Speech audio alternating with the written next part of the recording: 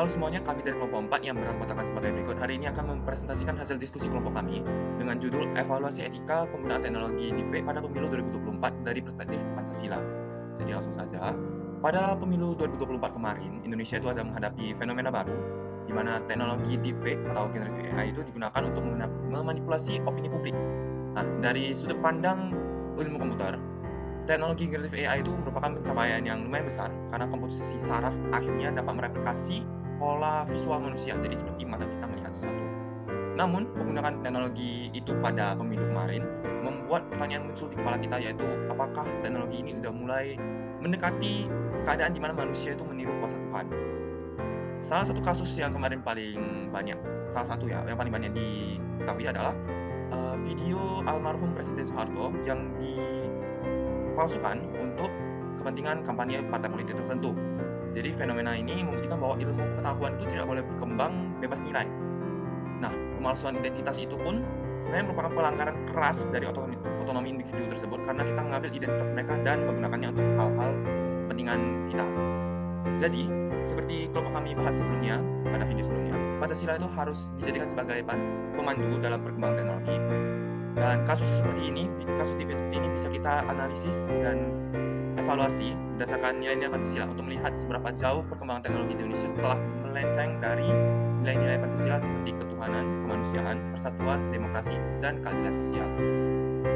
Jadi mari kita bahas sila pertama dalam konteks kasus deepfake ini. Namun sebelum kita mulai, ada baiknya kita recap terlebih dahulu bagaimana sila pertama menjadi pedoman dalam menghadapi iptek. Jadi dalam konteks iptek, sila pertama menuntut kita untuk memandang ilmu pengetahuan sebagai anugerah Tuhan yang harus dikembangkan dengan tanggung jawab moral dan spiritual yang tinggi, bukan sekedar mengejar kemajuan teknis. Sila ini mewajibkan setiap individu untuk menjaga integritas dan kejujuran dalam berinovasi, untuk memastikan bahwa produk teknologi tidak bertentangan dengan nilai-nilai ketuhanan atau merusak etika religius masyarakat. Intinya, kita harus bisa memposisikan iptek sebagai sarana untuk memuliakan martabat manusia sebagai ciptaan Tuhan, sehingga setiap penemuan iptek selalu diiringi oleh kendari moral agar tidak disalahgunakan untuk hal-hal yang destruktif bagi kemanusiaan. Di slide ini, kita membahas fenomena munculnya kembali sosok Soeharto melalui teknologi AI. Saat ini, AI sudah mampu menampilkan tokoh yang telah wafat seolah-olah hidup kembali dalam bentuk digital, yang mana hal ini dapat menimbulkan pro dan kontra di masyarakat. Di satu sisi, teknologi ini bisa digunakan untuk edukasi sejarah, namun di sisi lain juga menimbulkan pertanyaan terkait etika, moral, dan batas penggunaan teknologi. Itulah mengapa hal ini perlu dikaji berdasarkan nilai ke-1, yaitu ketuhanan yang Maha Esa. Untuk di slide selanjutnya, jika dilihat dari perspektif sila ke-1, ada beberapa hal penting yang perlu diperhatikan. Yang pertama, manusia harus sadar akan batasnya dan tidak melampaui nilai ketuhanan. Yang kedua, penggunaan AI harus menjunjung tinggi kejujuran dan kebenaran untuk menghindari manipulasi seperti hoax dan deepfake. Yang ketiga, diperlukan etika dan tanggung jawab dalam pemanfaatan teknologi. Dan yang keempat, kita harus tetap menghormati kematian sebagai sesuatu yang sakral. Dalam upaya penyalahgunaan AI, diperlukan peran dari pemerintah dan juga masyarakat. Dari sisi pemerintah, regulasi tidak bisa hanya berupa himbauan. Perlu adanya aturan yang jelas, disertai dengan sanksi yang tegas bagi pihak yang membuat maupun yang menyebarkan konten deepfake. Hal ini penting karena manipulasi informasi dapat menyesatkan publik dan juga melanggar nilai etika serta moral. Selain itu, masyarakat juga memiliki peran yang tak kalah penting. Pertama, kita harus berpikir kritis. Jangan langsung percaya kalau ada video yang viral, bisa saja itu buatan AI. Yang kedua, biasakan cek fakta. Pastikan dulu sumbernya jelas, biar kita nggak ikutan nyebarin hoax. Ketiga, kalau kita nemu konten yang mencurigakan, langsung laporin. Ini bagian dari tanggung jawab agar dunia digital kita tetap sehat. Dan yang terakhir, penting bagi kita untuk memahami batas etis bahwa tidak semua hal pantas dimanipulasi, terutama hal yang sangat sensitif dan bersifat sakral. Dengan demikian, penanganan penyalahgunaan AI tidak hanya bergantung pada teknologi, tetapi juga kepada kesadaran dan tanggung jawab kita sebagai pengguna. Sila kedua, kemanusiaan yang adil dan beradab. Nah, di sini saya akan membahas mengenai penggunaan teknologi deepfake dalam kasus yang menampilkan Bapak Soeharto untuk kampanye politik menimbulkan masalah etika karena memanipulasi kenyataan. Nah, di sini masyarakat bisa saja tertipu dan menganggap informasi tersebut itu adalah benar, padahal itu merupakan rekayasa dari AI. Nah, hal ini juga bertentangan dengan nilai Pancasila, khususnya sila kedua, yaitu kemanusiaan yang adil dan beradab. Nah, maka dari itu deepfake harus digunakan secara bertanggung jawab dan perlu ada aturan hukum yang tegas agar tidak disalahgunakan. Nah, dari pelanggaran tersebut kita dapat menganalisisnya melalui beberapa poin berikut. Nah, yang pertama yaitu eksploitasi tanpa izin. Berarti penggunaan identitas seseorang tanpa persetujuan, seperti pada kasus deepfake yang menampilkan Bapak Presiden Soeharto, meskipun beliau sudah wafat, penggunaan wajah dan suaranya untuk kepentingan politik itu tetap tidak etis. Nah, hal ini bermasalah karena manusia diperlakukan hanya sebagai alat, bukan sebagai individu yang harus dihormati. Identitas seseorang seharusnya tidak dimanipulasi demi keuntungan tertentu, apalagi untuk mempengaruhi opini publik.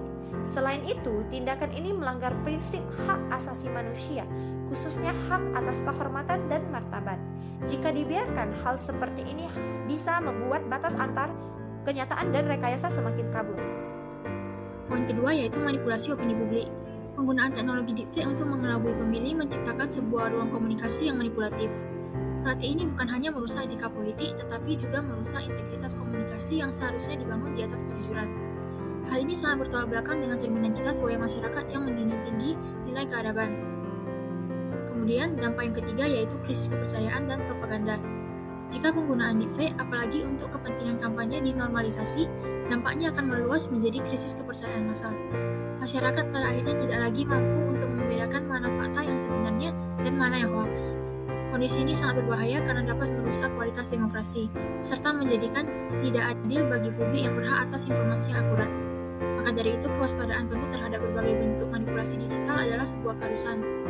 Etika dalam berkomunikasi dan menjaga integritas informasi harus selalu dikedepankan agar ruang publik kita tetap sehat dan berkeadilan. Upaya penanganan dalam masalah deepfake ini dengan untuk menjaga ruang publik tetap beradab, ada imbauan kepada Kementerian Kominfo dan juga penegak hukum terkait penyalahgunaan AI. Ini harus menindak tegas oknum pembuatan dan penyebar deepfake, serta ada diberikan sanksi hukum yang mengikat untuk mencegah disinformasi massal serta memberikan efek yang jera.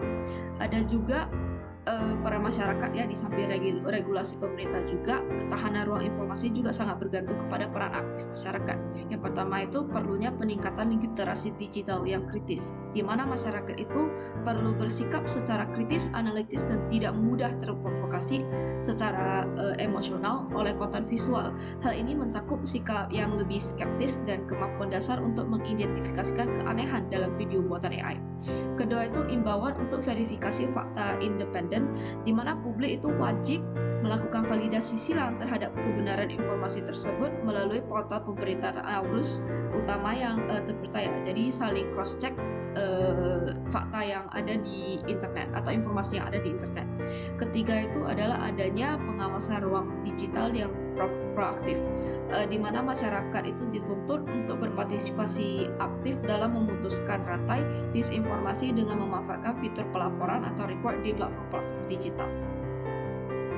Sila ketiga Persatuan Indonesia.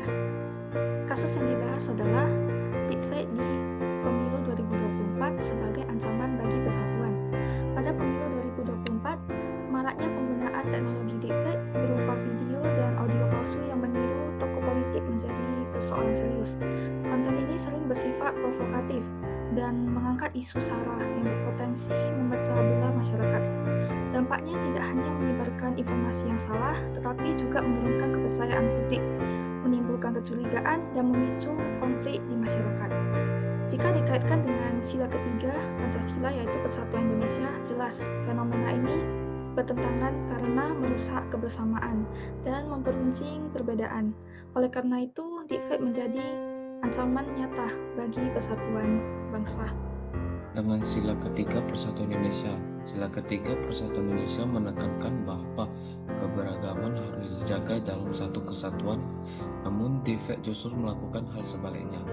Nah, yang pertama itu menciptakan informasi palsu, memicu konflik antar kelompok, tiga memanfaatkan perbedaan untuk memecah belah. Nah, Selain itu juga, sistem media sosial memperparah keadaan algoritma tertentu cenderung menyebarkan konten yang emosional dan provokatif karena lebih menarik perhatian. Akibatnya masyarakat terjebak dalam filter bubble dan echo chamber yang memperkuat perpecahan. Ini menunjukkan bahwa teknologi saat ini belum sejalan dengan nilai persatuan Indonesia. Untuk mengatasi masalah ini diperlukan upaya berdasarkan sila ketiga. Pertama, penindakan cepat terhadap konten deepfake yang memicu konflik. Kedua, pengembangan teknologi yang tidak hanya mengejar engagement tetapi juga menjaga kualitas informasi. Yang ketiga, meningkatkan literasi digital agar masyarakat tidak mudah terprovokasi. Yang keempat adalah membangun gotong royong digital di mana masyarakat aktif melawan hoax. Terakhir, diperlukan kerjasama antara pemerintah, platform, dan juga masyarakat. Selanjutnya, pembahasan mengenai sila keempat. Yang pertama ada penipuan yang merusak proses demokrasi. Penggunaan deepfake dalam politik merupakan bentuk penipuan yang bertentangan dengan prinsip musyawarah yang jujur dan bijaksana dalam sila keempat. Informasi palsu yang tampak meyakinkan dapat mempengaruhi persepsi masyarakat dan merusak proses demokrasi yang sehat dan rasional. Kemudian yang kedua, deepfake mengancam kedaulatan pemilih. Deepfake dalam politik dapat mengancam kedaulatan pemilih karena memanipulasi opini publik melalui informasi yang direkayasa.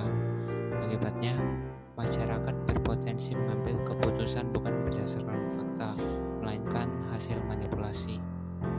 Di sini saya akan membacakan yang ketiga, yaitu algoritma dan disinformasi digital. Penyebaran konten deepfake tidak lepas dari peran algoritma media digital yang seringkali tidak transparan. Konten yang sensasional atau provokatif cenderung lebih cepat tersebar luas tanpa proses verifikasi yang memadai. Dalam konteks sila keempat, kondisi ini bertentangan dengan prinsip permusyawaratan yang mengedepankan pertimbangan matang dan informasi yang dapat dipertanggungjawabkan. Arah perkembangan teknologi yang beretika sejalan dengan nilai hikmat dan kebijaksanaan. Pengembangan teknologi itu seharusnya diarahkan untuk mendukung transparansi dan penyebaran kebenaran agar dapat diaudit, dilacak, dan sulit disalahgunakan untuk kepentingan tertentu. Dengan demikian, teknologi itu dapat berperan sebagai alat yang memperkuat proses demokrasi dan menjaga integritas, bukan sebaliknya. Bukan cuma pemerintah, tapi kita sebagai masyarakat juga punya peran yang besar untuk menjaga nilai-nilai demokrasi ini terjalan. Nah, beberapa poin utamanya itu adalah bersikap kritis terhadap informasi, tidak langsung menyebar informasi yang belum pasti, mendorong literasi digital, dan juga mendukung regulasi dan penegakan hukum. Jika kita melihat sila kelima Pancasila, yaitu keadilan sosial bagi seluruh rakyat Indonesia, nilai ini menekankan bahwa setiap perkembangan termasuk dalam teknologi harus memberikan manfaat yang adil dan merata bagi semua orang. Namun, pada kenyataannya, tidak semua teknologi digunakan sesuai nilai tersebut. Salah satunya adalah kasus penggunaan teknologi deepfake. Deepfake merupakan teknologi berbasis kecerdasan buatan yang mampu manipulasi wajah dan suara seseorang secara realistis. Dalam kasus ini, teknologi tersebut digunakan untuk membuat konten palsu yang menyerupai individu tertentu. Hal ini berpotensi menyesatkan masyarakat dan menimbulkan kerugian baik secara individu maupun sosial. Selanjutnya, jika kita kaitkan dengan sila kelima, penggunaan deepfake dalam kasus ini jelas tidak mencerminkan keadilan sosial. Teknologi yang seharusnya digunakan untuk kesejahteraan bersama justru dimanfaatkan untuk merugikan pihak lain. Korban dapat mengalami pencemaran nama baik, kerugian ekonomi, hingga tekanan sosial. Selain itu, tidak semua masyarakat memiliki kemampuan untuk membedakan konten asli dan palsu. Hal ini menyebabkan kelompok dengan literasi digital rendah menjadi lebih rentan, sehingga dapat disimpulkan bahwa penggunaan teknologi dalam kasus ini menciptakan ketimpangan dan tidak sesuai dengan nilai keadilan sosial dalam sila kelima. Penanganan berdasarkan nilai sila kelima. Yang pertama adalah pemerataan literasi digital melalui edukasi kepada masyarakat tentang cara mengenali deepfake dan memverifikasi informasi. Yang kedua adalah pengembangan teknologi yang berkeadilan seperti sistem deteksi deepfake dan verifikasi identitas digital. Yang ketiga adalah penegakan hukum yang adil terhadap perilaku penyalahgunaan teknologi serta perlindungan bagi korban. Yang keempat adalah penguatan etika dalam penggunaan teknologi agar tetap berlandaskan nilai-nilai Pancasila. Kesimpulannya adalah kasus deepfake menunjukkan bahwa tanpa penerapan nilai sila kelima, pengembangan iptek dapat menimbulkan ketidakadilan sosial dan kesenjangan digital. Oleh karena itu diperlukan penanganan yang mencakup aspek edukasi, teknologi, hukum, dan etika agar teknologi benar-benar menjadi sarana untuk mewujudkan keadilan sosial bagi seluruh rakyat Indonesia. Jadi dari pembahasan kelompok saya tadi dapat kita ambil beberapa poin. Yang pertama adalah teknologi deepfake bukan sekedar inovasi teknis, tetapi dia merupakan teknologi yang perlu kita awasi karena dapat mengancam persatuan bangsa. Kemudian manipulasi tokoh wafat untuk kepentingan tertentu itu adalah pelanggaran etika yang sangat berat karena dia jelas melanggar sila 1 dan sila 2. Kemudian penyebaran deepfake atau video-video deepfake, audio atau dalam jenis apapun yang berupa hoax merupakan hal yang sangat berbahaya karena merusak demokrasi negara. Kemudian terakhir adalah teknologi deepfake paling mengeksploitasikan kesenjangan teknologi yang ada di Indonesia yang merupakan bukti belum terwujudnya sila kelima. Jadi sebagai kesimpulan, kasus deepfake almarhum Presiden Soeharto ini dapat menyadarkan kita bahwa kemajuan sains itu harus diposisikan sebagai sarana pemulihan martabat manusia yang dipandu oleh moral, artinya tidak boleh asal belok-belok. Tanpa Pancasila, algoritma digital tidak transparan hanya akan memperparah disinformasi, penyebaran hoax yang akan merusak demokrasi negara. Jadi sekian dari kelompok kami. Atas perhatiannya saya ucapkan terima kasih.